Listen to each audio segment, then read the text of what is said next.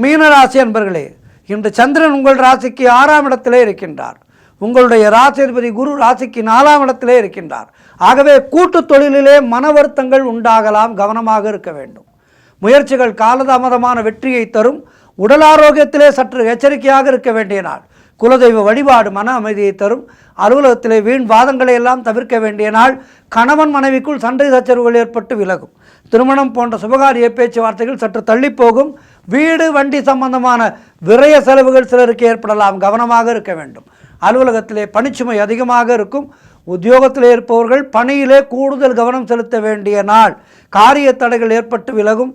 இன்றைய நாளிலே கவனமாக இருக்க வேண்டும். நீங்கள் சூரிய பகவானை வணங்குங்கள், நல்லதொரு மன உறுதி கிடைக்கும்.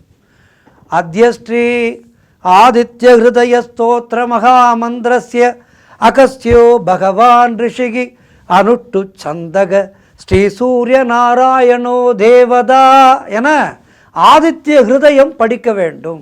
12 ராசிக்காரர்களுமே இன்றைய நாளிலே ஆதித்ய ஹிருதயத்தை படியுங்கள் அல்லது கேளுங்கள்.